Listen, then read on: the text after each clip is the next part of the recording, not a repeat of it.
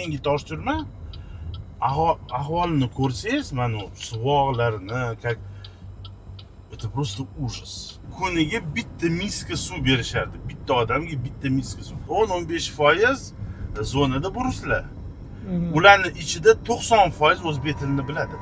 Endi shu odamlar qanaqadir alohida munosabat bo'ladimi ularga? Anaqa privilegirованный bo'ladimi? Alohida. Yo'q, ana misol bu privilegirованный mahkum. Buni temiyslar butun kun uxlaydi, tam yot xohlaganini qiladi, xohlasa ovqat obedga boradi, xohlasa bormaydi. Shu tosh turmada eng qiynalgan vaqtlaringiz, nimadan eng ko'p qiynalgansiz? Shuni aytib bering. Tosh turmada eng ko'pincha mana yangi tosh turmada ko'pincha nimada qiynalasiz? 19-yil bizni shu men qamalganimda yozda eng asosiy qiynalgan narsa, qiynatgan bizlarni narsa bo'lgan bu suv. К сожалению, tosh turma yaxshi o'sha payt sifat yaxshi qurilmagan, tushunasizmi? Nasoslari kuyardi, постоянно suv yo'q edi. Shunaqa kunlar bo'lgan, kuniga bitta miska suv berishardi. Bitta odamga bitta miska suv. Qani shu yo ichasiz, yo hojatxonaga borib tahorat. Endi bilmasdingiz, endi nima qilganini, tushunasizmi? Ichsangiz hozir hojatxonaga borgandan keyin bossangiz suv yo'q-ku, u hid chiqadi. Bitta kamerada bo'lsa. Tavba qildim. Конечно, siqilish. Tosh turmada siz nima qiynaladi, nimaga odam qiynaladi? Bu siqilishdan. Bo'ldi, boshqa narsa unchalik uni. Degan suv yo'q bo'lgan. Bu qancha vaqt suvsiz qiynalgansizlar? 1-1,5 oy keyin bizani boshqa korpusga tashagan. Bu narsaga kimdir javob berganmi? Javobgarlikka tortilganmi? Men eshitganim bo'yicha, endi men aniq bilsam, aniq bilaman deyman. Eshitganmiz. Xullas, juda ham ko'p subpoдрядчиклар kim tosh turmani qurgan, ular qamalgan. Da, juda ham ko'p. Потому что sifat juda ham yomon. Kim tosh turmada o'tirgan 19-20-yil, ular bilishadi, что 8-blok yopiq turardi 19-yil yozda. Nimaga u cho'kib ketgan? Tasavvur qilasizmi? 4 etajli здание cho'kib ketgan. То есть shu полный yopiq turgan. Keyin ochilgan. Hozir misol hamma blokda odam bor. Lekin tosh turma ichida yurgan odamlar, remont ko'rgan odamlar, tasavvur qiling, 18-yil tosh turma ochilyapti. 19-yil yozda men o'sha yerda o'tiraman, 19-yil yozda kapitalniy remont bo'ladi. Endi ochilgan bino. 1 yil bo'lyapti. 19-yil yozda kim o'tirgan? Odamlar biladi, o'sha payt mahbuslar bo'lgan, kimdir mahkum bo'lgan. Ular biladi nimaga? Потому что korpus xodimlar yurib, taqlatib kameralarimizga aytgan, kim bor oranglarda kafelshik, kim bor tam suvoq qiladigan cho'nsa, yuringlar, qarashib oringlar tam. Juda ham yarim etajli ochuv turardi, odamlar ishlardi, yangi kafel, yangi rakovina. 1 yil bo'lgan tosh turmaga. Hozir misol bu tosh mana yangi tosh turmaga kirsangiz, to'g'ri, eski tosh turma вообще undan battar bo'lgan. Qanaqa qilib unitazlarni уже devori qop-qora bo'lgan, svet to'lqinmaydi, lekin yangi tosh turma ahvolini ko'rsangiz, mana suvoqlarini, как это просто ужас. Просто как так deysiz, bu 5-6 yillik bino qanaqa qilib shunaqa qurishgan? Ведь столько денег ketgan. Но, к сожалению, mana shuncha pul ketgan bo'lsa ham просто ужас. Keyin tosh turmada xodimlar tomonidan sizga qanaqa munosabat bo'lgan? Например, hozir biz сравнивать qilsak, zonalarda, koloniyalar va tosh turmada xodimlar shu qamalganlarga qanaqa munosabat qiladi? Farqi bormi yoki bir xilmi? Bilasizmi, zonaga odamga keladigandan keyin xodimlar aytishadi. Yaxshi bo'lsang, yaxshiga yaxshi biza.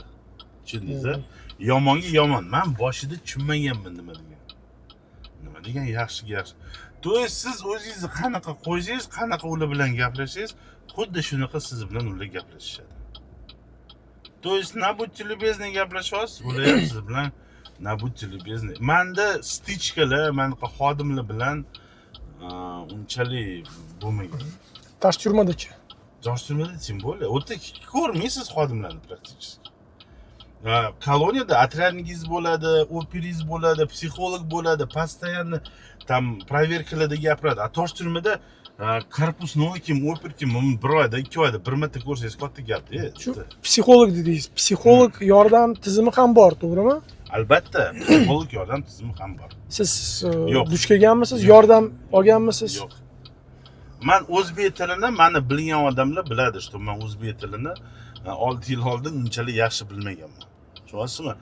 Menga ko'p yaqinlarim ko'pincha aytadi, nima qilasan biz bilan o'zbek tili.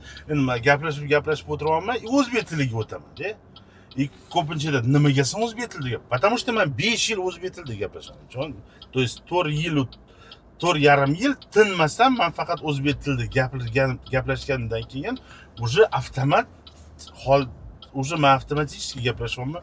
Ko'pincha miyam o'zbek tilida gaplarni chiqaryapti.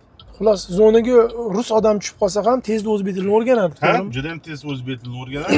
Iloji yo'qligidan xodimlar kamdan kam biladi rus tilini. Mahkumlar, eski mahkumlar rus tilini biladi, yoshroq mahkumlar rus tilini bilmaydi. Asosiy o'tda ruslar ko'p. Qanaqa qilib ko'p? 10-15% zonada bu ruslar. Ularning ichida 90% o'zbek tilini biladi. Shu, yana mashhur odamlardan kimni ko'rgansiz? Endi mashhur odam aytolmayman, просто у всех на слуху sistemada o'tirgan odam, sistemada bog'liq bo'lgan odamlar ko'pincha internetda ham ko'p yozgan ular haqida. Bu Shuhrat aka misol. Shuhrat aka endi Domrabatskiy deyishadi. Domrabat mahallada yashaydilar. Va Shuhrat aka bilan ko'p gaplashardik. Bitta sektorda bo'lganmiz. Kelgan kim? Javdat Sharif Hajayev ko'rganman o'sha yerda, Sangborda ko'rganman. SMB xodimi bo'lgan, rahmat. Nodirni ko'rganman, Gulamov Zami deyishardi, u ham SMB xodimi. Keyin Gulamov o'zi biz bilan bitta koloniyada, bitta joyda bo'lgan, men uni ko'rmaganman. U Shuhrat Gulamov. Biz qanaqa u endi umrbod olgan, u umrbodda Zarafshonda bo'lgan o'sha payt, o'sha yerda o'tirgan hali ham. Endi shu odamlar qanaqadir alohida munosabat bo'ladimi ularga? Anaqa privilegirованный bo'ladimi? Alohida. Yo'q, umrbodda hech qanday alohida privilegiya yo'q. Da? Qattiq rejim, конечно. To есть hammaga o'xshab ishlashadi, hamma. Yo'q, ular вообще ishlamaydi. Ular вообще ishlamaydi. Nimaga desangiz, ularga tirak necheva desa bo'ladi-da. Shu uchun ularni saqlaydi juda ham yopiq вообще anudi saqlaydi-da. Siz xatni ko'rib qolgansiz. Juda ham yo'q, men ko'rmaganman, bitta joyda bo'lganmiz. Men ham Zarafshonda bo'lganman, u Zarafshonda imенно umrbod koloniyada bo'lgan-da. Biz qurgan koloniyani ular keyin 22-yil o'sha yerga ko'chgan. Xullas, u yerda qarang, xodimlar massa bor-da, massani odam deydi. Misol zonada 1000 ta odam bo'lsa, kimdir oldin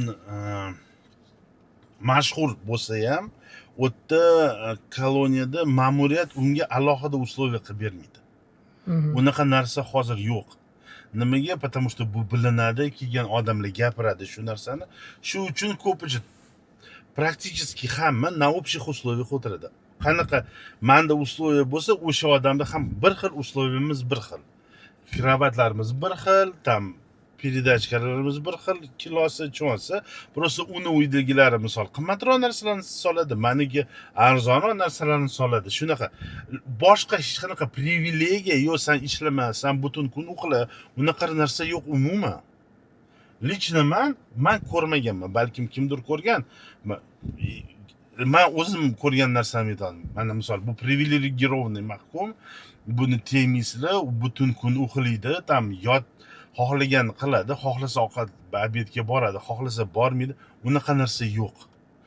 Kim bo'lgan qat'iy nazar mahkum bo'lgandan keyin на общих условиях проверкаga boradi, завтрак, обед, ужинga boradi, tintuvga chiqadi, iski bo'lsa yo xohlasa ishga boradi. То есть majbur hamma narsaga rejimga bo'ysunish majbur.